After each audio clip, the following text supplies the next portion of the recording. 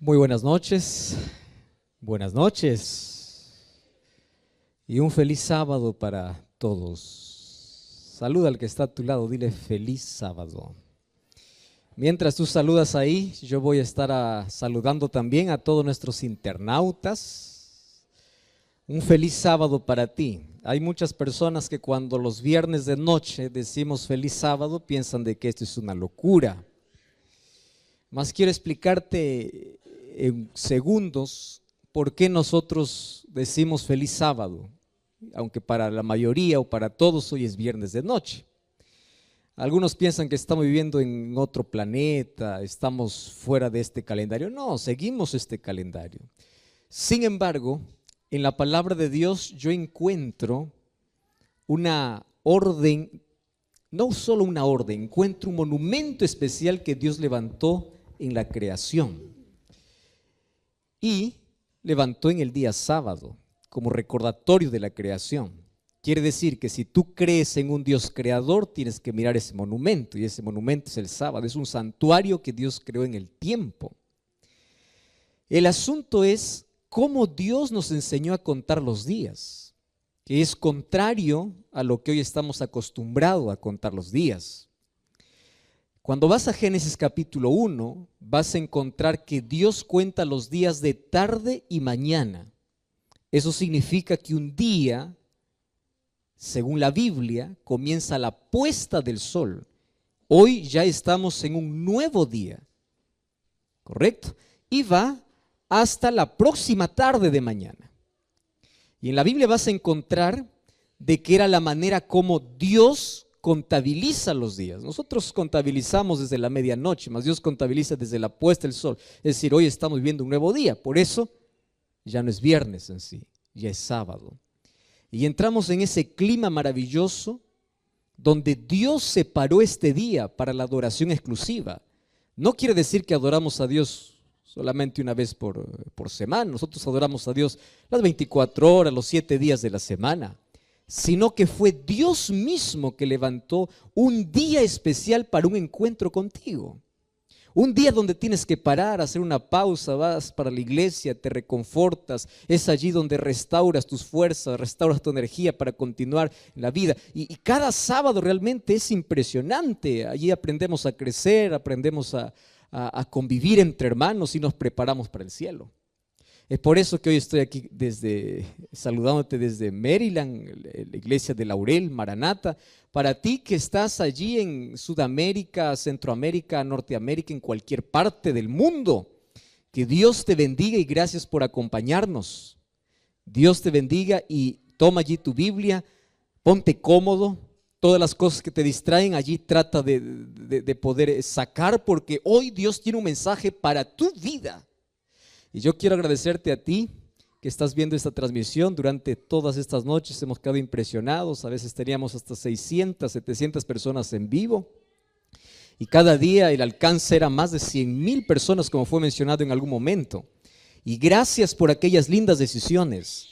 Estoy hablando para alguien que tomó la decisión esta semana de volver para la iglesia, de volver a los brazos de Cristo, para alguien que tomó la decisión de ser bautizado, para alguien que tomó la decisión de estudiar la Biblia. Y ya sabes que si quieres conocer más de la Biblia, yo te ofrezco aquí una página para poder estudiar la Biblia, estudielabiblia.com. Puedes solicitar un curso bíblico, vamos a estudiar la Biblia y te invito como siempre a buscar una iglesia adventista el séptimo día. ¿Está bien? Un grande abrazo para ti. Entonces acompáñame, estoy aquí con una linda iglesia que durante toda la semana estuvo acompañándonos y gracias porque es verdad que no te puedo abrazar, no puedo mencionar tu nombre, pero estamos juntos y unidos y listos para poder abrir la palabra de Dios. Dios te bendiga allí. Muy bien, y los que estamos aquí estamos ya preparados para poder ver un episodio más de ese grande y mayor milagro que registró el libro de Juan, o el evangelista Juan, allí en su libro. Durante toda la semana vimos detalles impresionantes sobre el mayor milagro que Jesús hizo. Vimos algunos detalles como por qué Dios permite que sus hijos puedan sufrir, por qué a veces parece que Dios llega tarde, parece. Vimos que Dios mira las cosas de manera diferente. Donde nosotros vemos muerte, Él ve la gloria. Donde nosotros vemos muerte, Él ve resurrección. Donde nosotros vemos fracaso, Dios ve victoria. Donde nosotros vemos una vida oscura, una vida destruida por el pecado, Dios puede ver una vida construida por el reino de los cielos. Dios mira diferente de lo que los seres humanos miramos. Otra de las cosas que vimos es que para ver la gloria de Dios tenemos que creer. Y creer va más allá de decir yo sé que Dios existe. Creer abarca toda nuestra vida, nuestra actitud, nuestros pensamientos, nuestras acciones y decisiones. Creer es algo extraordinario. Ahora, también nosotros vimos que hay elementos importantes para ver la gloria de Dios. Una de ellas era que hay que quitar la piedra de orgullo, de soberbia, de indiferencia, aquellas piedras que impiden y nos separan de Dios. Tenemos que sacar aquellas piedras. Anoche nosotros también hablamos sobre que hay algo que Dios nunca va a hacer por el ser humano, y es obligarle a salir de su tumba. Hay muchos que se acostumbran a la tumba de este mundo, a la tumba del pecado, y están con la vida descompuesta, están con la vida hecho pedazos, están con la familia destruida, están con la vida en retazos. Y allí aparece Dios no para obligarte, solamente para invitarte y decirte: puedes salir, sal, deja, abandona. Dios no te puede obligar, pero sí te puede invitar. Y hoy vamos a terminar la historia. En sí va a ser mañana que terminamos la historia, pero hoy cerramos el capítulo 11 y mañana vamos a ver otros elementos de ese Dios de milagros. Y vamos al capítulo 11 de Juan. Juan capítulo 11, y vamos a leer el versículo 45. Antes yo quiero anunciar que mañana aquí tenemos una linda ceremonia bautismal. Allí en la tarde ustedes están invitados, todos aquí, para poder presenciar el nacimiento de nuevas personas. Y si hay alguien que todavía no decidió y hoy toma la decisión, entonces podemos incluirte también. Estamos orando por ti para que mañana tú puedas también no solamente ser testigo, sino ser partícipe de este nuevo nacimiento. Porque aquel que escucha la voz de Dios y abandona su tumba es aquel que da un paso en dirección a Cristo y nace de nuevo. Y la Biblia dice: aquel que está en Cristo es nueva criatura. Entonces yo te invito a un nuevo recomienzo, a un nuevo nacimiento, una nueva vida, a un nuevo comienzo con Jesús. Juan capítulo 11, versículo 45. Vamos a leer ahí el texto. Me gusta cuando las personas me acompañan allí en la lectura. Sé que ustedes están allí pendientes de todo eso. Mas vamos a leer una vez más. Juan 11, 45. Dice así la palabra de Dios. 11, 45. Dice: muchos de entre los judíos que habían ido a visitar a María, viendo lo que Jesús hizo, ¿qué cosa sucedió? Creyeron en Él. Vamos a leer una vez más el texto. ¿Está bien? Una vez más. Dice así: muchos de los judíos que habían ido a visitar a María, viendo lo que Jesús hizo, ¿qué cosa dice la Biblia? No escuché. ¿Qué cosa dice? Muy bien. La pregunta es: ¿por qué no todos? ¿Y saben qué cosa es triste ver este final de historia? Yo no sé cuántos finales ustedes esperaron que sean lindos y no tiene un final que ustedes esperan. Miren, todo está preparado para que el final pueda ser feliz. ¿Y el final fue feliz o no? Claro, hubo resurrección, acabó con el dolor, acabó con las preguntas, porque toda la gente se preguntaba: ¿por qué Jesús no llegó? ¿Dónde estaba Jesús cuando más lo necesitaba? ¿Por qué llegó tarde? ¿Por qué ahora? Todas esas interrogantes acabaron. Solo que el final de la historia me hubiese gustado que fuese así. Y después que vieron a Jesús hacer el milagro, me hubiese gustado que la Biblia, que allí dijera: todos creyeron en Él. Me hubiese gustado. Pero no dice así. Voy a hacer una pregunta. ¿Cuántos vieron el milagro? Todos. Repitan eso. ¿Cuántos vieron el milagro? No escuché. ¿Cuántos vieron el milagro? Todos. ¿Cuántos creyeron? ¿Por qué no todos? ¿Qué sucedió con aquella gente que no creyó? Vamos a leer el versículo 53. Versículo 53. Dice así: desde aquel día resolvieron o decidieron matarlo. ¿A quién? A Jesús. ¿Quiénes decidieron matar a Jesús? Los que no creyeron. Porque aquellos que vieron el milagro y creyeron en Jesús, lo aceptaron como su libertador, lo aceptaron como el Mesías, lo aceptaron como el Hijo de Dios. Pero aquellos que no creyeron decidieron matarlo. Tú ya sabes hacia dónde estoy yendo, ¿verdad? El asunto aquí es, ¿crees o no crees? Porque no hay nadie que dice, pastor, yo estoy en medio, a veces creo, a veces no creo. No, es simple. Aquellos que no creen forman parte del otro grupo que toman la decisión de matarlo. Claro, hoy voy a hablar de otras expresiones, pero en la historia bíblica el grupo estaba dividido. Y una de las cosas que a mí realmente me deja con ese sabor agrio, con ese sabor amargo, es que Dios crea todas las condiciones para que el ser humano se salve y aún así Él decide perderse. El ser humano. Dios hace milagros, te da vida, te da familia, te da trabajo, te restaura, te ofrece perdón, te ofrece salvación, extiende su mano, te dice yo quiero salir y tú dices no, yo quiero alcohol, yo quiero droga, yo quiero placer, yo quiero autodestrucción, yo quiero amargura, yo quiero fracaso, yo quiero dolor. Y el ser humano elige aquello que no le hace bien. Y aquí hay un viejo dicho que dice, ¿no? Aquel que no quiere creer, aunque ve el mayor milagro, no cree. No cree. Y aquel que quiere creer, aunque no vea, cree. Te doy un ejemplo. Un día Jesús estaba pasando por Jericó. Y dice la Biblia que había dos ciegos que le dijeron, Señor, Hijo de David, ten misericordia. Ojo, dos ciegos reconocían a Jesús como el Mesías. Ciegos.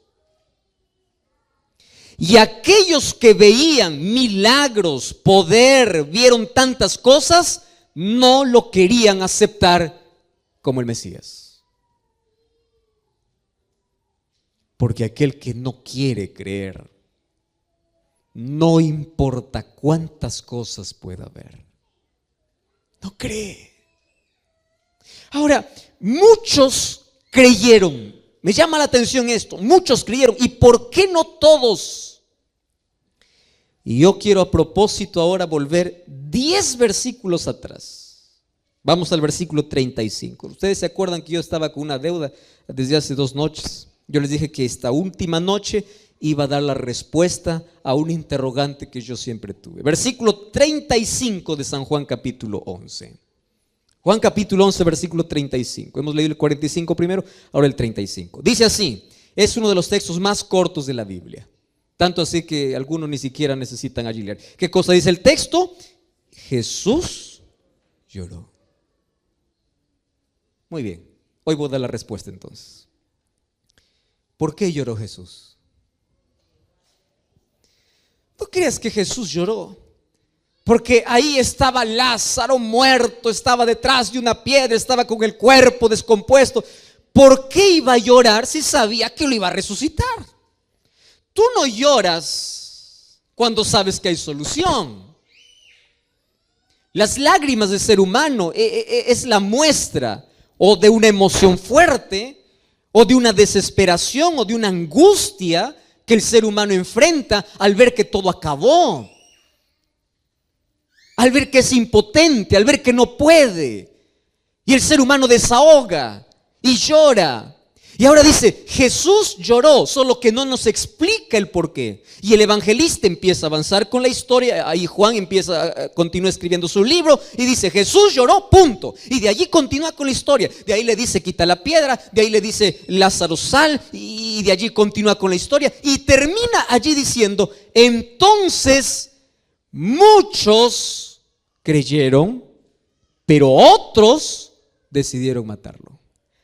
Ahora tiene explicación y respuesta las lágrimas de Jesús. ¿Por qué lloró? Porque él hizo todo, escúchame esta palabra, todo, para que la gente pueda creer. Lo mismo hoy. Jesús hizo todo para que tú puedas salvarte, todo. Pero la gente no quiere creer. Si hay algo que lastima tanto el corazón de Jesús, es la indiferencia, la soberbia, la terquedad, la rebeldía. Tú ya escuchaste acerca de un amor no correspondido. ¿Qué es un amor no correspondido? Donde una persona hace todo, absolutamente todo, y hasta lo imposible para que la otra persona también responda a ese amor, pero no responde. Hiere. ¿Y tú sabes cuál es el amor menos correspondido en este planeta? Es el amor de Dios para el hombre y la respuesta del hombre para Dios.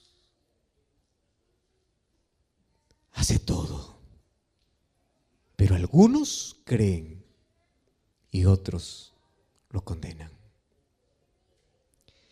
La pregunta es, ¿qué hace que una persona crea y otro le condene? ¿Qué hace que pueda existir esos dos grupos? La respuesta es obvia. Hoy voy a hablar acerca de cómo algunas personas tienen el corazón endurecido. Y cuando yo hablo de corazón, no estoy hablando de aquel órgano que late y que bombea sangre, no. La Biblia, cuando habla de corazón, está hablando de conocimiento, de inteligencia, del cerebro, está hablando del asiento de nuestras elecciones, de nuestras motivaciones, está hablando de nuestra mente específicamente. Ahora la pregunta es, pastor, ¿el ser humano puede cerrar su mente a la influencia del Espíritu de Dios? Puede.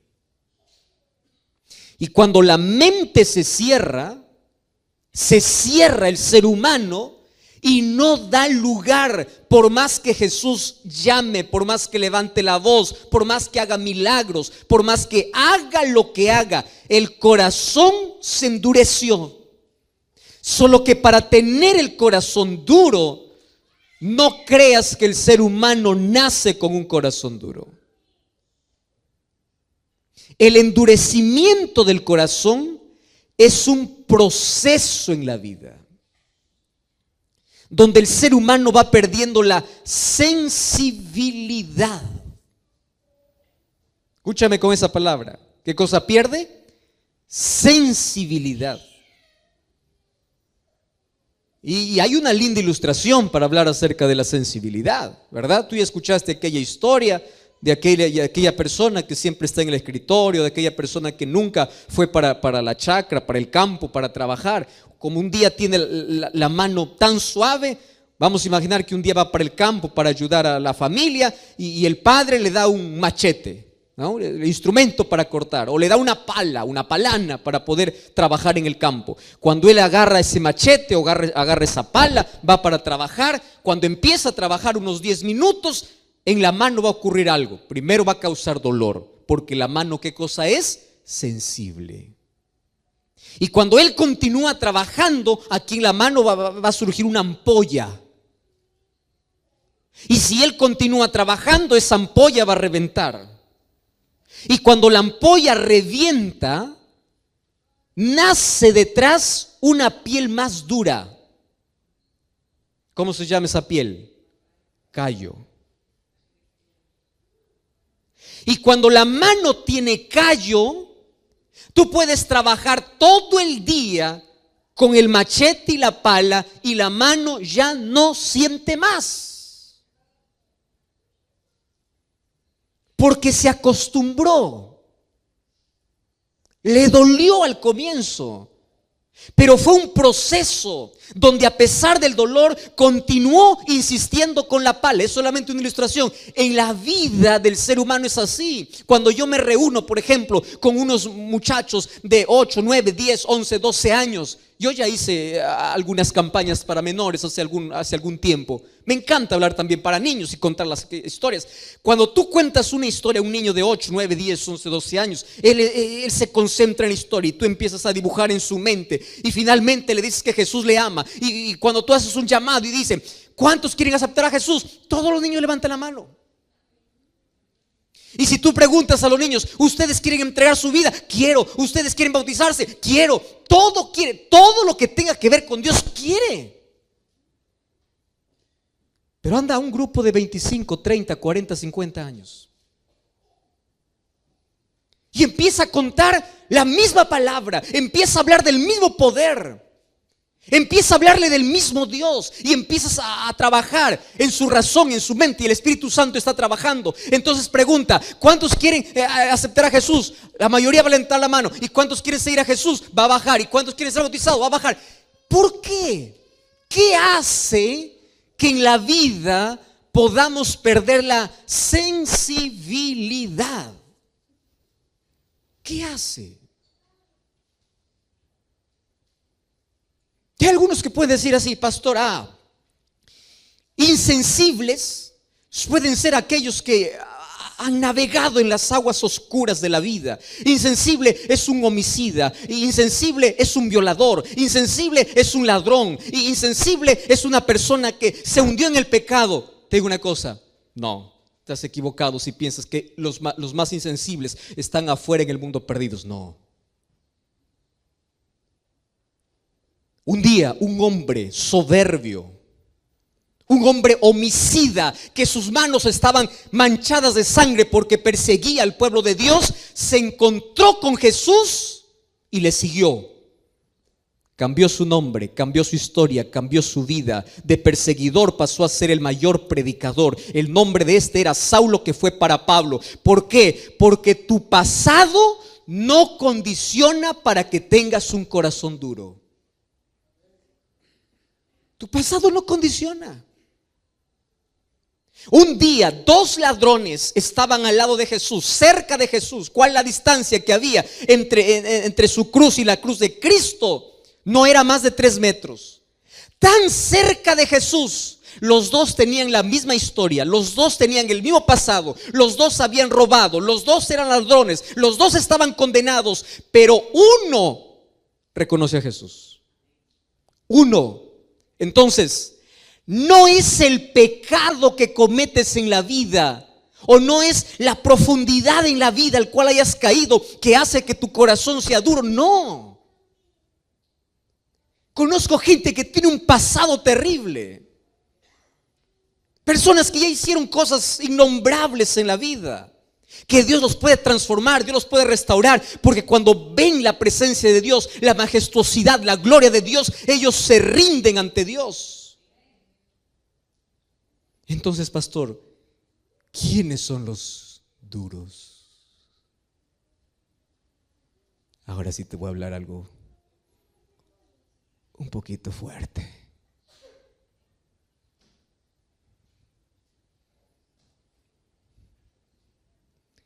¿Sabes quiénes son los que tienen el corazón más endurecido?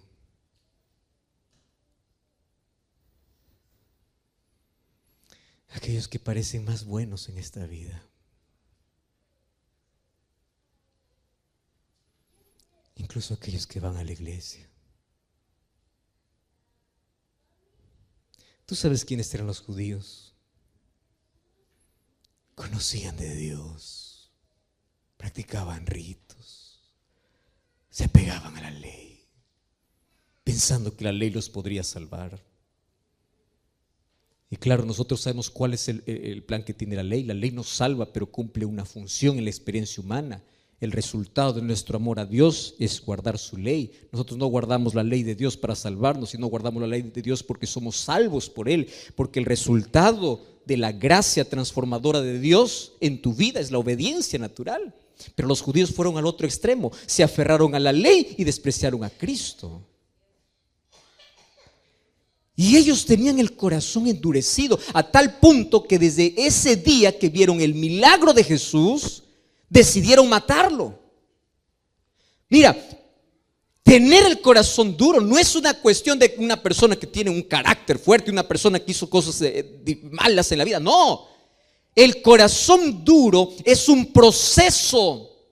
Y aquí voy con la primera característica de aquel que tiene el corazón duro. Escúchame con atención.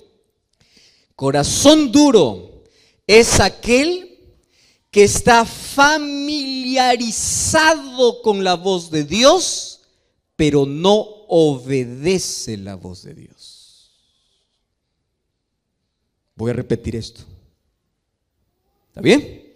¿Quién es aquel que tiene el corazón duro? En primer lugar, es aquel que está familiarizado con la voz de Dios, pero no obedece la voz de Dios.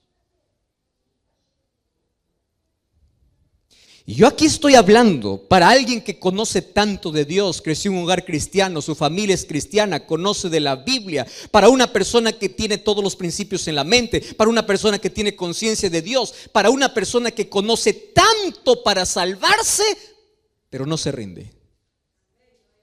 Y sabes que esa persona puede llegar a endurecer su corazón. ¿Sabes por qué? Porque pierde la sensibilidad. La primera vez que escucha dice: pastor, me encanta, quiero entregar mi vida a Dios, pero todavía no, la próxima vez, ahora no, después, y va jugando con la voz de Dios, hasta que un día escucha lo mismo, el Espíritu Santo sigue trabajando, pero ya no siente más. ¿Quieres para hacerte un ejemplo? Vamos a la Biblia. Éxodo. Queridos, vamos a Éxodo capítulo 10. ¿Sabes que el libro de Éxodo habla sobre la historia de un hombre que endureció su corazón? Y ahora te voy a explicar por qué a veces la Biblia o aquí en el libro de Éxodo dice que Dios endureció el corazón. ¿Fue Dios que endureció o fue Él que se endureció? Vamos a Éxodo capítulo 10. Mira, ven. Cuenta la historia de uno de los gobernantes de aquel imperio que oprimió al pueblo de Israel o al pueblo de Dios, fue Faraón. Tú conoces toda la historia, su rebeldía y todo, pero me llama la atención 3 versículos. Éxodo 10, versículo 3. Mira lo que dice la Biblia. Éxodo 10, 3. Presentándose Moisés y Aarón delante de Faraón, le dijeron, escúchame lo que dice la Biblia: así dice el Señor. ¿Qué cosa le dice el Señor? ¿Hasta cuándo? ¿Comprendes esta pregunta? ¿Hasta cuándo vas a rechazar de humillarte delante de Dios? Deja ir a mi pueblo para que me sirva. Pregunto, ¿Faraón escuchaba la voz de Dios? Escuchaba. Moisés y Aarón iban en el nombre de Dios. Y aquí Dios mismo le dice a Faraón: Faraón, dime, ¿hasta cuándo? Ya, vamos vamos un poquito más adelante. Versículo 16. Miren lo que dice. Entonces se apresuró Faraón en llamar a Moisés y a Aarón y les dijo: pequé contra el Señor vuestro Dios y contra vosotros. ¿Qué les parece este texto? Es lindo como para decir un amén, ¿verdad? Finalmente uno dice amén, finalmente el faraón se arrepintió. Él está reconociendo que ha pecado contra Dios. Y viene el versículo 17. Ahora pues yo les pido que me perdonen por mi pecado esta vez, y que ustedes oren al Señor vuestro Dios y quite de mí esta plaga. ¿No les parece un reconocimiento interesante? Sí, ¿verdad? Yo puedo decir, wow, amén, aleluya, el faraón se arrepintió. Lee un poquito más abajo. Versículo 20. Y el Señor endureció el corazón de Faraón y no dejó ir a los hijos de Israel. Pastor, pero aquí dice que Dios lo hizo. Préstame atención acá. Esta es una de las discusiones para muchas personas. Dice, Dios lo endureció. No, espera un momento acá. El amor de Dios, la misericordia de Dios, la gracia de Dios, los milagros de Dios funcionan así. Voy a tomar la misma historia que hemos leído de Lázaro.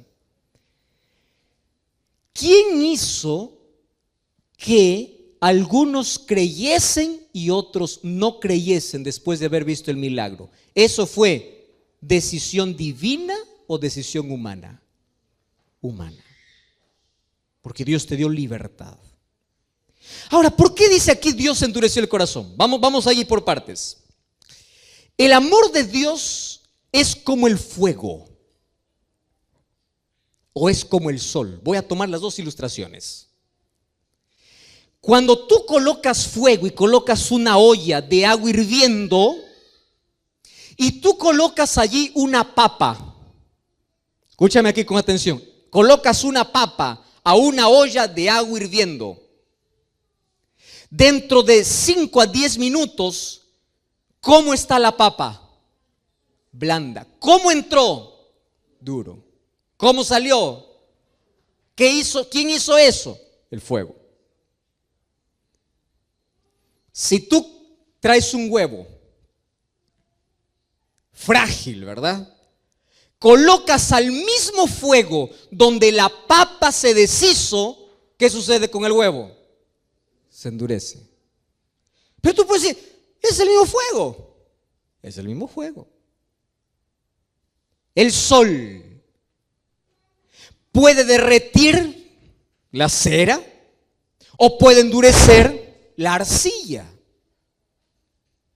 Y en el ser humano es así. El mismo milagro, algunos les puede endurecer y a otros hacer creer. Pero no es un asunto de Dios, es asunto de elección humana.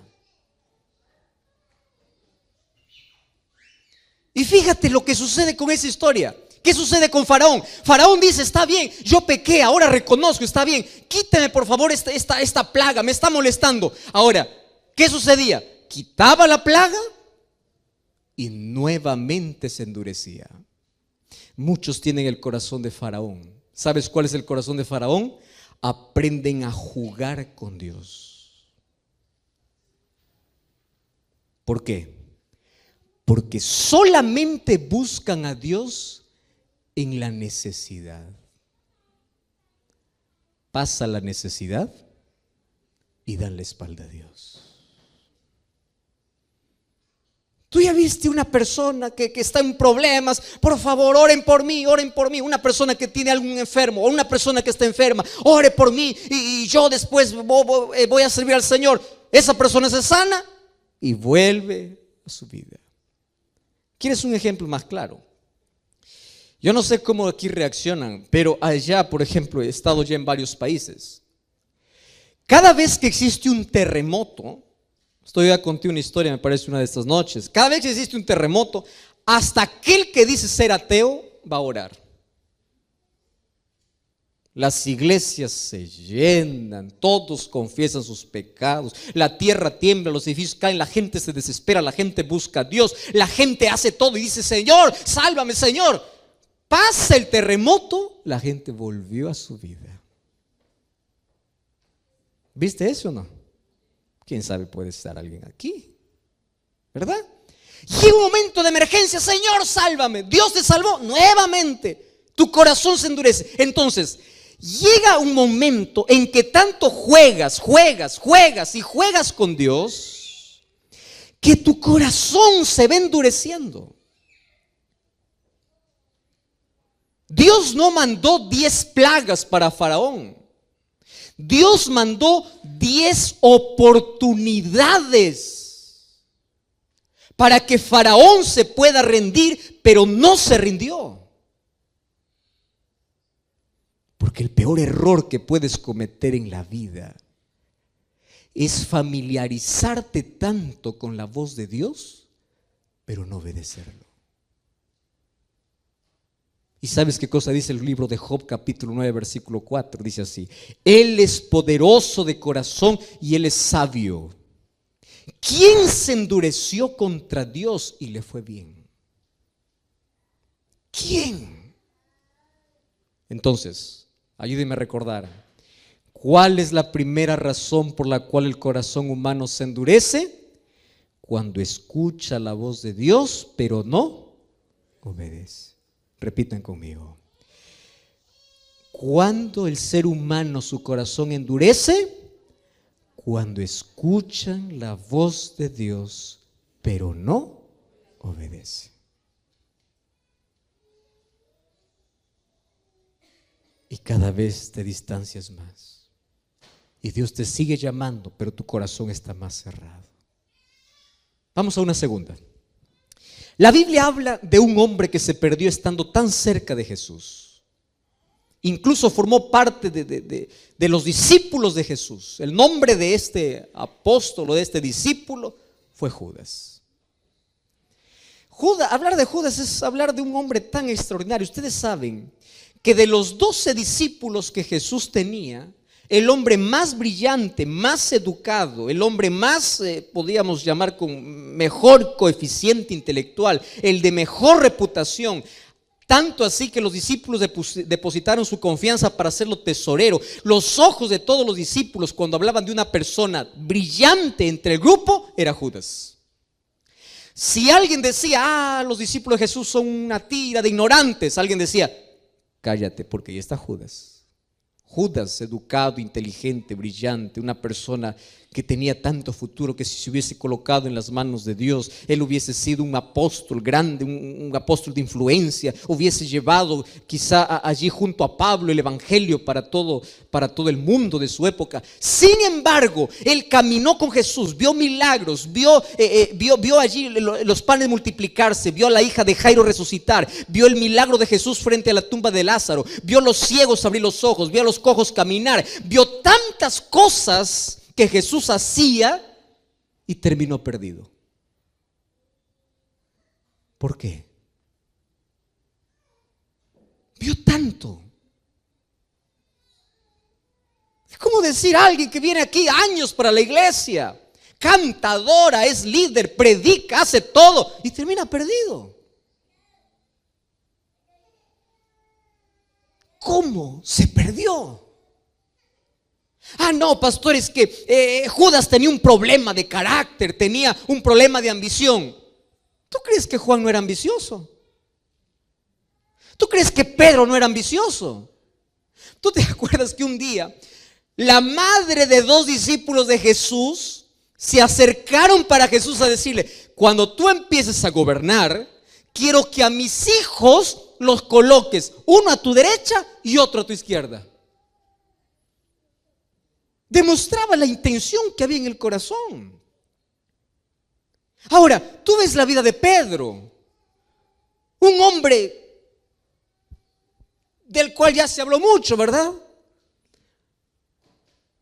Cuando fue para la presencia de Jesús era el que más interrumpía, el que más hablaba. No era solamente el que más hablaba, a veces hacía quedar mal. Era un hombre que no tenía control, no tenía dominio. ¿Tú crees que los discípulos de Jesús eran perfectos y Judas se perdió por imperfecto? No, todos eran imperfectos. Todos eran orgullosos, todos eran egoístas, todos eran ambiciosos. La pregunta es, si todos eran orgullosos, egoístas y ambiciosos, ¿por qué uno se perdió? Corazón. No te olvides esa palabra, corazón. Lo que te voy a decir ahora, yo quiero que lo grabes allí, lo escribas en tu mente. El pecado no es un problema para Dios, porque Dios te puede limpiar de todo pecado. Por eso Él dice, si tus pecados fueren como la grana, como la nieve, serán emblanquecidos, pero ven. Es decir, la mancha de egoísmo, de orgullo, de pecado en la experiencia humana no es un problema para Dios, porque por eso Jesús vino, para morir por nuestro pecado. El problema no es ser pecador. ¿Sabes cuál es el problema? Aferrarse al pecado. El problema es saber que tú tienes una herida y no quieres tomar la medicina. Todos eran ambiciosos, todos eran orgullosos, todos eran pecadores, pero todos se rindieron a Dios y Jesús fue transformando el carácter de uno a uno. Y mira ese pescador Pedro en el grande predicador, mira ese Juan hijo del trueno en el discípulo del amor, mira ese Tomás incrédulo ahora proclamando quién es Jesús, mira a todos esos discípulos transformados. ¿Qué pasó con Judas? Judas se aferró donde no debía aferrarse. Es decir, nunca se rindió.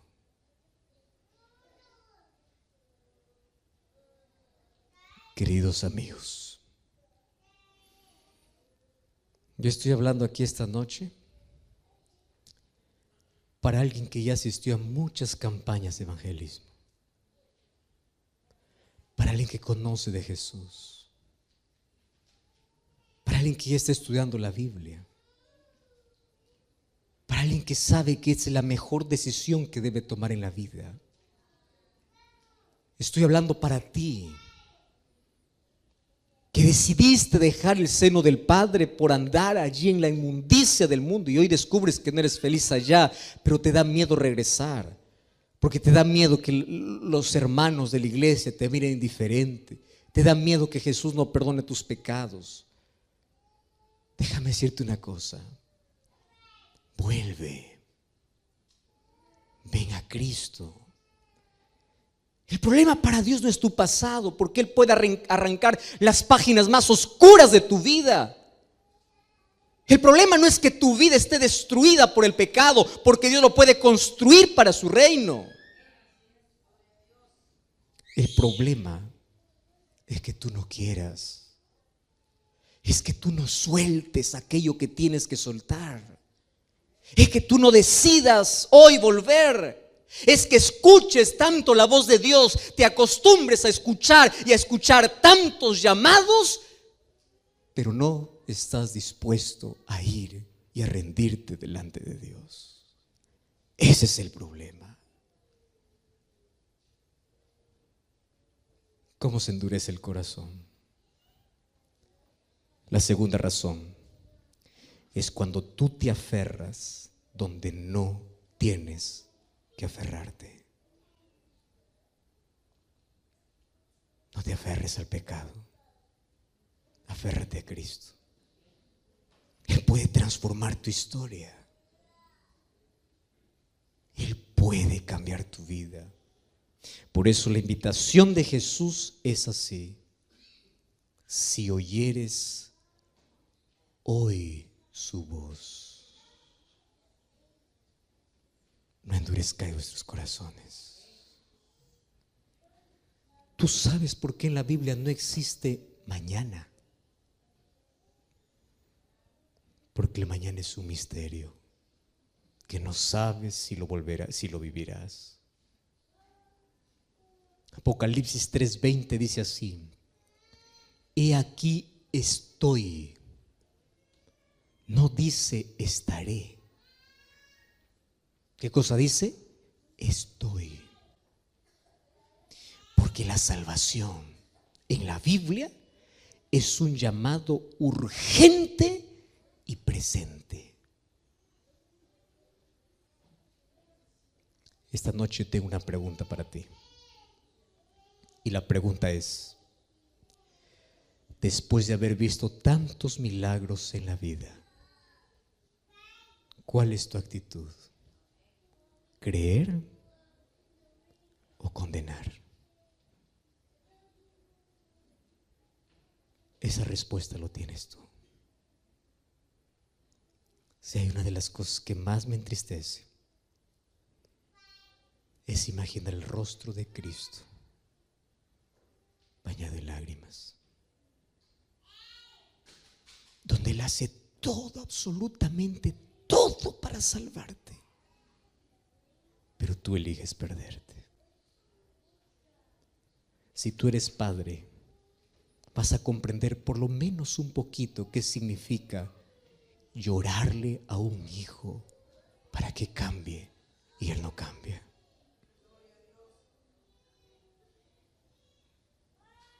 Si eres padre, por lo menos puedes sentir un poquito qué significa sufrir al ver que tus hijos se pierden. Pero es el mismo dolor que Dios siente por ti. Qué miserables somos los seres humanos. Despreciamos la salvación por correr tras la destrucción. Elegimos no creer y terminamos condenando a Cristo. Por eso Juan 11:35 dice: Jesús lloró.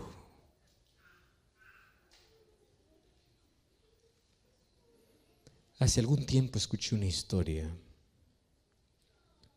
de un muchachito que vivía en una de las tribus allá en el África, muy pobre. Pobre, pobre, pobre, pobre. No tenía ninguna comodidad, vivía casi en la intemperie. Y allí un día llegó hasta una de esas tribus un misionero, un pastor. Empezó a hacer una campaña, le gustó tanto al ver de que los niños se reunían y le llamó tanto la atención allí un morenito que siempre estaba adelante tratando de cantar, tratando de entender todo lo que este pastor, este misionero decía. Hasta que un día le dice: mira, a mí me gustaría que tú puedas venir conmigo, yo te puedo dar educación, yo te puedo dar todo.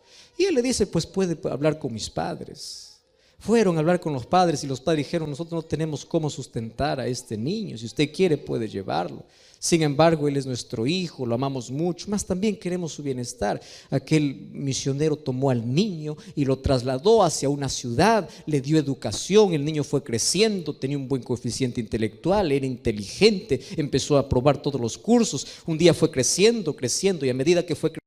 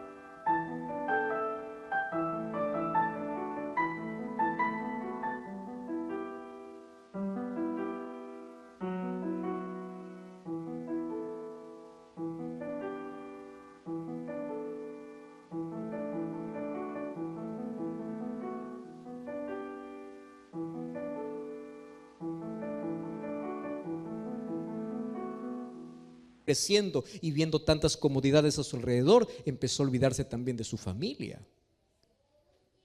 Y después de algunos años él escribe una carta y él ya tiene una novia, y una novia donde él le había dicho: mira, yo vengo de mayores comodidades, donde él se avergonzaba en sí de su origen.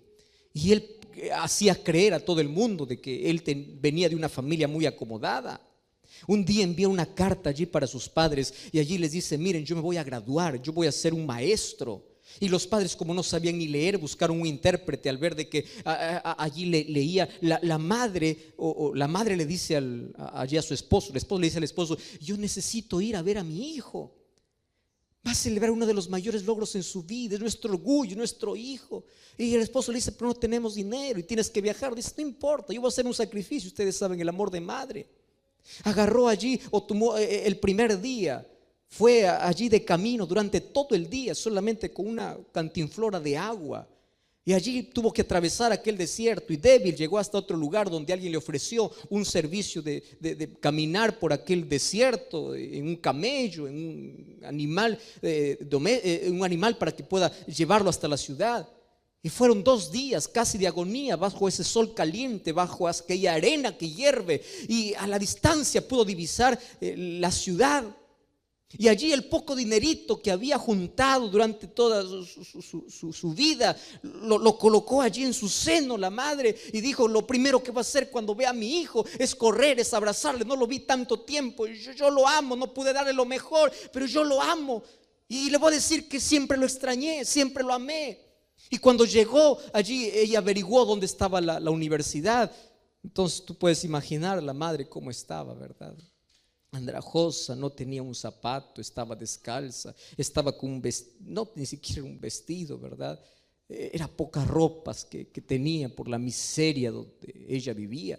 Y de pronto, cuando llegó a la universidad, allí este muchacho vio que en la distancia se aproximaba alguien que parecía ser de su tribu. Y aquel día era el día de graduación. Y aquel día fue donde todos tenían que celebrar. Y él era uno de los alumnos más brillantes. Y él se fue, se escondió y dijo: yo hoy día no voy a salir. Hasta que el rector se dio cuenta de todo eso. Y en aquel día donde estaban entregando los diplomas para todos, en aquel día le dicen a este muchacho: nosotros tenemos una sorpresa para ti. Y todos estaban en silencio.